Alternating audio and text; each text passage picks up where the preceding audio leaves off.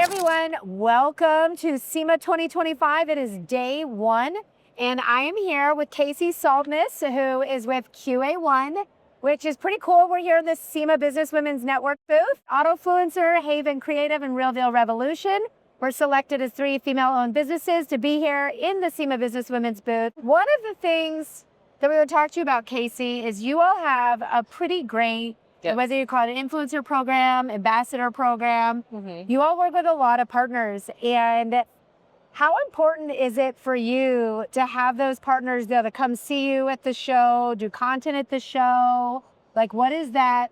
It's very important for us, especially me being the main contact for these guys and gals. If I haven't met them yet, this is a great place to meet them and get a face to the name and build more of a rapport with them. And they see that I'm this genuine automotive enthusiast. You know, I'm not just some robot behind the computer asking for content in exchange for products. So it's super fun. I actually took a 2-year hiatus between getting married, having a baby. So this is my first year back since 2022. I had a welcome party in the booth this morning, unexpectedly, from a bunch of them. So that's so fun. Yes. So that's like so great right there that we build these relationships with these people and we create brand loyalty and like a community around us, and it's so rewarding. The content just naturally happens. I mean, they're like, oh yeah, I'm gonna grab some story. You know, a bunch of them posted stories of them in the booth and giving us a shout out. Like, I didn't even have to ask. Like, it all just naturally happened. We saw some of those. Shout out to Jacob Dewey, Terry LSX. Yes.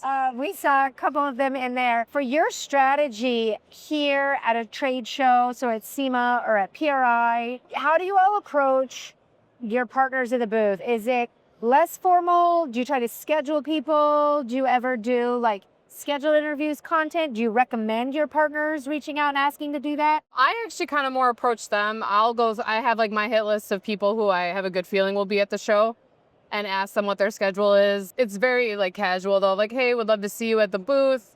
Let me know what works for you. You know, we have a lot of them out at the Burnout Wars. Shout out to Lacey and Zach. So they're putting that on with Hoonigans. We actually have a lot of QA1 cars out there. Oh, that's cool. Trying to meet up with those guys and girls. And a few of them, like, I take to dinner. The ones that maybe, again, ones I haven't really got the chance to get to know on a personal level in person. So I take them out to dinner throughout the week to build more of a relationship again. But no, it's very casual. And even the ones that don't get to be here this year are like, hey, just send me anything and like we'll repost it for you. I think that's a really important thing for creators to understand when it comes to shows like SEMA and PRI. I mean, it is a big time and expense. You can't always make it, but there's still great ways to engage with your partners, whether it's sharing their content, talking about it. Even creating FOMO reels, right? What about being approached at a trade show? So I know, I mean, just looking around here, we've got a lot of builds over by us. We have the Road to SEMA lineup here. We have Auto Addicts. They have some pretty sick builds. You know, so you do have a lot of content creators that are here at the show. I do think, I mean, we've been coming to the last few years. This definitely seems to be the highest year I've seen people with cameras of all kinds. What are your feelings about people approaching you at the show? Like, if they figured out who you are, or they just come to the booth and they start hitting up your salespeople? Like, they just slowly get directed to me, which is fine. Some people may have heard about me through our current partners, you know, as they're building their own relationships, and they'll track me down, or one of our guys will direct them to me. But yeah, we totally welcome it. That's why we're here, is to network, whether it's new dealers, builders, content creators, brand partners. So we highly encourage it. We are more than happy to shoot a quick segment in our booth. We had a couple guys in there earlier who said we were like one of their top 10 suspension brands and wanted to shoot a quick piece. So we do, Resto Mods is coming into the booth tomorrow to shoot some stuff with us. So we totally encourage it. We love it. Happy to discuss any potential partnerships, obviously with a more formal follow-up after the show. I've already handed out my card to quite a few today. So. Yeah, you have to have a full roster. Yes. So what would you say, based on past years, of the people that come up, how many actually do follow up after? Like, actually remember to follow up, that are new people. New people, I'd say probably around 30%. Okay. Yeah. So that's a great pro tip. If you meet someone from a brand and they give you the name of a contact person, follow up. Follow up. Yes. I take a little bit of a hiatus after SEMA because I'm out here for a full week. So I do encourage them to follow up by email first. Yeah. And then because with PRI as well and everything. The follow-up does get a little tricky right after SEMA, but I do let them know, like, reach out to me by this date. I'll be caught up back in the office. And you get a few of them, but it kind of helps us weed out like who's serious and who's not. Because if they come prepared and they know our products and are like, I've got this car, I love this, what you offer here for this, this, and this. If they walk in to say like, you should sponsor me. Okay, why?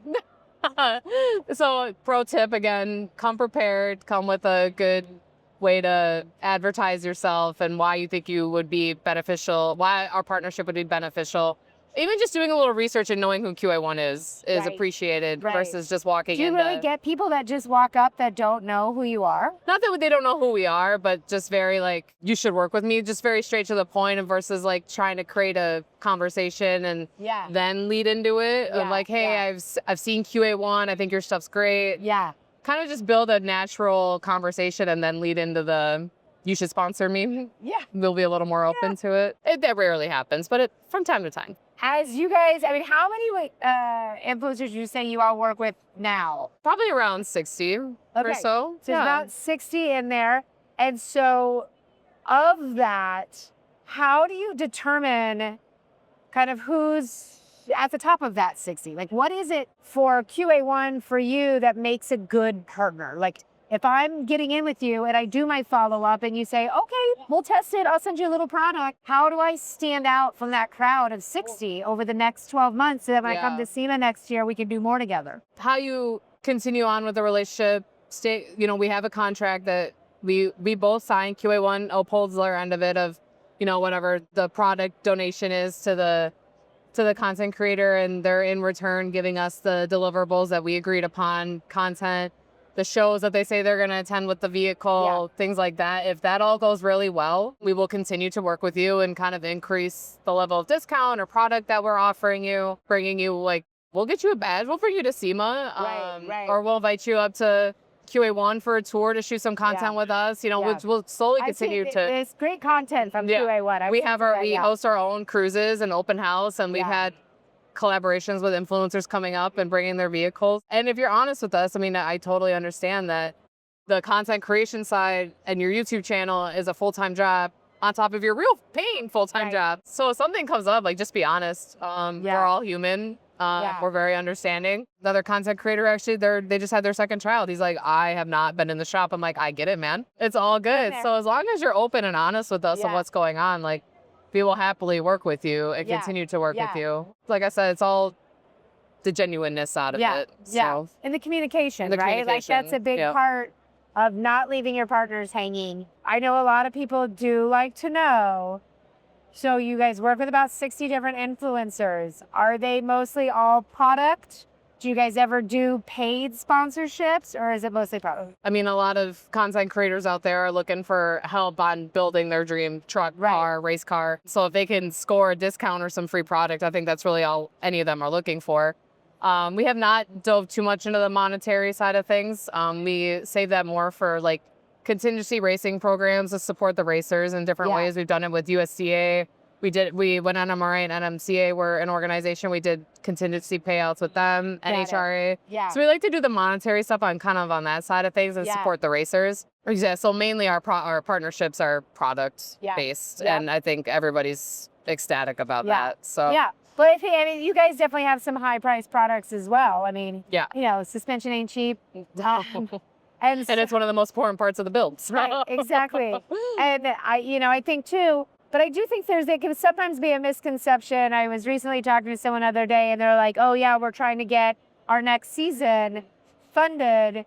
And especially on the racing side, I hear this more and more of like, oh, yeah, we're trying to get a title sponsor. And to your point, I think that can be sometimes where you have people coming up like, sponsor me, and they have like a number, and you're like, wait, what? Who are you? Tell us more first. And they want monetary. So I think that's good to know. So, if you are reaching out to QA1, don't be sending them some big proposal deck, with the package levels of it. 20 grand. No, that's not typically what we do. I mean, if you have a sponsorship deck, like, please send it. I love when people are organized, because it also shows that they truly care and they're passionate about trying to build these partnerships. So even if it is like a little sponsorship deck with your Instagram, your social media handles, and a little bit more background about the build, like that's definitely appreciated. Like you're coming prepared. Yeah. You can tell like you genuinely care about this. You're not just trying to score free products. We definitely appreciate that too. So. And then for those that might be trying to work the system and trying to, you said it, score free product. Yeah. How do you ensure that they are delivering on those deliverables? Yeah, I mean, that's a risky game. Because once they have the product, it's in their hands to deliver on those deliverables. And if we unfortunately have, which it's rare, but we do have an instance where they have not been delivering on it when they come back to me to work on another project, unfortunately, I will deny it and say we went another way for this specific market. Unfortunately, you don't fit within the QA1 brand mission and the way we conduct ourselves. So again, rarely has that happened, but unfortunately, if they do not deliver, then we will not work with you again. You're gone. Well, good. Well, Kasey, thank you so much. You're welcome. Have a great rest of your show. Yes. And excited to be here. I know. Yes. Back after 2 years. Yes. So thank you, everybody, for watching. Hope this was helpful.